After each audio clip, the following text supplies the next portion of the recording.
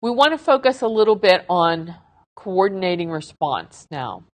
And we think about who would you coordinate with? So stop a minute and think about in your own organization, if you're already performing within an incident management group, who do you have to work with to actually execute response? There may be, if you're serving an internal constituency, such as the employees and management of your organization, your company, we have to think about working with senior and upper and middle management to execute response. There could be line of business functions and managers because they actually might own the data or they might own the systems where response strategies have to be executed. It could be internal IT groups or telecommunication groups. If you have a larger distributed organization, you may have at various site system and network administrators who are responsible for the maintenance and update of particular systems. And if you have patches or workarounds or that you need to have done as part of response, they may be the ones that are actually performing those functions. And as mentioned, legal counsel, media relations, human resources, investigative units. So there's a lot of internal areas that you groups that you might have to coordinate with. Some commercial organizations may be legally obligated to contact their customers, especially if personally identifiable information has been released. If it's hit the requirements within the federal guidelines, then you may be coordinating with the affected customers to get them set up for credit monitoring or any other services that needs to be done, including restoring their data security, or if there's any financial implications, such as money was stolen, replacing that money, ensuring that their accounts are returned to normal. There can be a lot of different external partners that you collaborate with. We've mentioned many of them, such as ISP, law enforcement, government agencies, but also vendors of any products that you have on your infrastructure. They can help if you find vulnerabilities, if you're looking for patches and workarounds, they may be able to tell you the right information for their particular vendor products. There may be other groups that can provide more information, information sharing and analysis centers such as ISACs, which have been set up for various sectors, such as the financial ISAC, education ISAC, other ISACs like that might be able to also be involved by sharing information of what activity you've seen, the threats that you've encountered, and then passing that information on through an information sharing and analysis center so that they can coordinate with others, let them know about the activity in general so that they can check their infrastructures and ensure that they're not having the same problems, or that if they are, maybe they can share information on the remediation strategies that they followed. So lots of different internal, external collaborators and that you might have to coordinate with. This is just taking a look internally in an organization. Many of the different types of groups that we've mentioned, from physical security to risk management, HR, legal, law enforcement liaisons or investigators, public relations, media relations, telecommunications, and then within IT, who actually is maintaining any network monitoring, intrusion detection systems, intrusion prevention systems that may need to be used for any type of improvements in stopping traffic or malicious activity from coming into or going out of your networks, getting information from the mail servers if there's malicious mail that's coming in with malicious links in it or malware attached to it, understanding who has actually received that within your infrastructure, within your constituency. Firewall groups that might need to put certain blocks in place or filters in place to limit and contain malicious activity or traffic on your network as part of your response traffic. And database administrators who actually are maintaining and securing the data that's within the various databases in the company or in the organization, and understanding, has that data been compromised, and if so, how to ensure that you can return it back to its original state. So lots of different areas and lots of different groups that you might coordinate with internally. Because of the fact that there might be so many different groups involved in executing the response after it's been planned, or even involved in planning the response and determining what needs to be done, you really need to document those roles and responsibilities.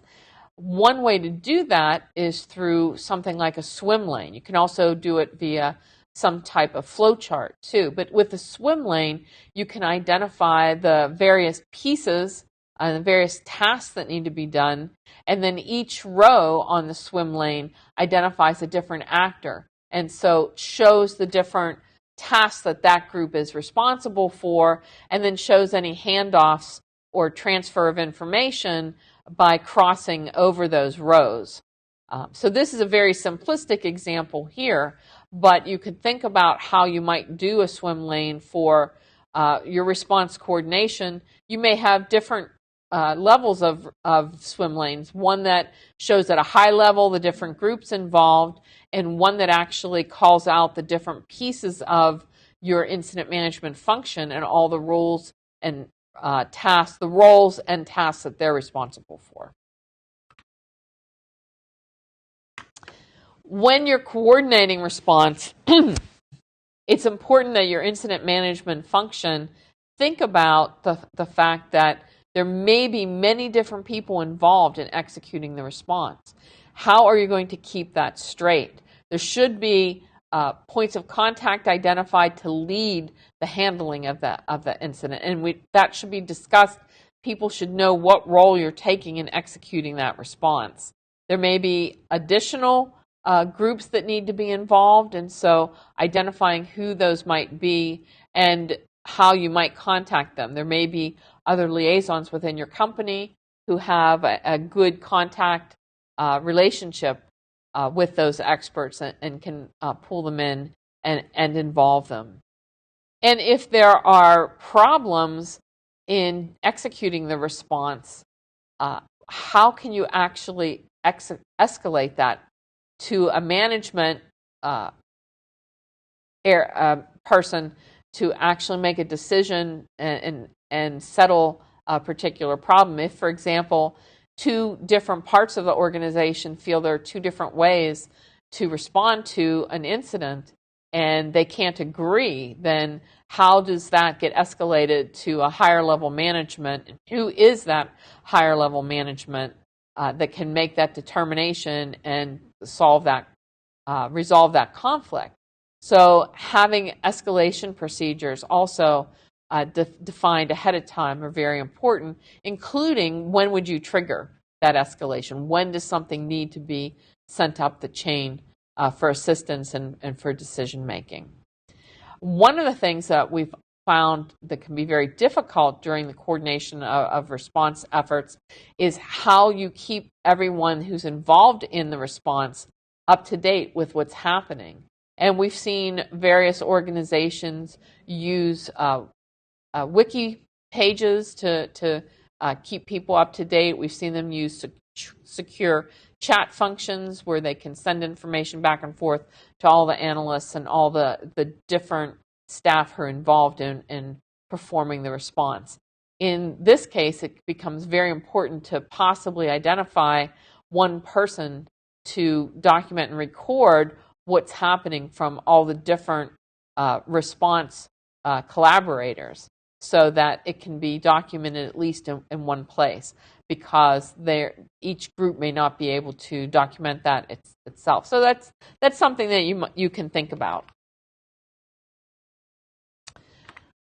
We also talk about coordinating with first responders. Now that's an interesting topic, because we usually see that term first responders, and we think of first responders like someone who's in a fire company that would respond when a house is on fire, or someone who's an EMT that would respond when someone is in a car accident or something like that. So in this case, it's still the first responders, but we're talking about the people within your organization who might be the first ones to detect that there's some specific suspicious activity going on.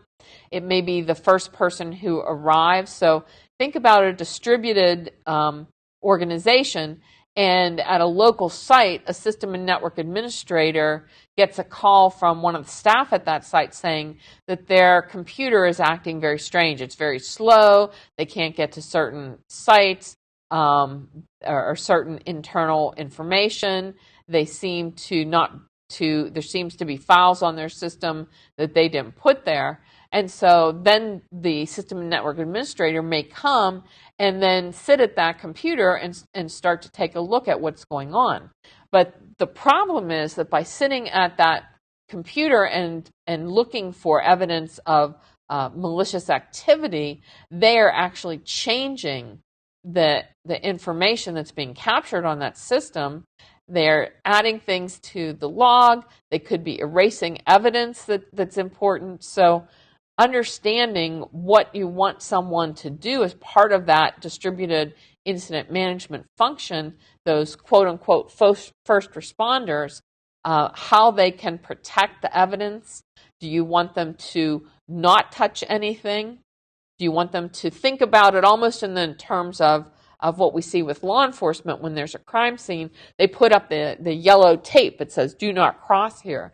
Do we want those first responders to not do anything without guidance from the incident management staff who know what to look for? Or do we want them instead to collect the information in a forensically sound manner that they can pass back to the incident management team? So thinking about what and who are the first responders within your organization, and what you want them to be able to understand and what you want them to be able to do when they first encounter problems on systems or networks or other critical assets, and documenting that so that there's guidance, and possibly even having training sessions where you can train first responders. So thinking strategically about how you need to coordinate and train those first responders is another piece of that response process to ensure that there's not an unauthorized response that destroys evidence and hinders your long-term response. Another piece that's important in the response process is to actually document what has been done, the actions taken to execute that response, and who is actually performing those specific tasks. So this can include any additional analysis done, any evidence that's continued to be gathered as part of the response, and then looking at the technical management and legal steps that have been taken, and also any rationale why a particular course of action was taken over another course of action, and any action items that have to be completed too. So if you're assigning specific people to execute specific parts of the response plan, to maybe rebuild certain systems, install new patches, filter specific traffic, then actually marking those action items down, who's assigned to them, and then ensuring that those have actually been properly executed so that you can identify that those steps have been completed as you continue to move through the resolution of the incident. We also have to think about the process of closing an incident and who needs to be notified when you actually close an incident. When do you determine in your incident handling that an incident is closed? You actually need to determine some criteria for when you will close an incident. Different teams will close incidents at different times. Law enforcement, for example, may not close an incident until after it has actually gone to trial and there's been some resolution. That could be years. But other technical teams or other incident management capabilities may determine that they'll close an incident when they're unable to provide any further technical assistance or legal assistance to sites that involve. So understanding and documenting when you actually close an incident can be a key part of your response process. And then identifying the fact that you need to let all involved parties know that you've closed the incident so that they know that from your side, it's closed. It may still be open from their side, but from your side, it's closed. And then do you have the capability, if you have any type of incident tracking system, do you have the capability to ensure that that you can actually reopen an incident if you have closed it? So what are the actual technical specifications or requirements in your incident tracking system? Can you reopen that incident and assign it to somebody else? Can you give it a different priority? Can you keep the same reference number? So just what are the technical pieces of being able to reopen an incident? Now, why would you open a closed incident? Well, maybe you have additional information now. Maybe you had one incident and now you're seeing 10 more. And now you want to connect all those incidents together as one large incident. So think about the incident tracking system that you have and any workflow systems that you use, and think about the flexibility you have to reopen and reassign those incidents if needed.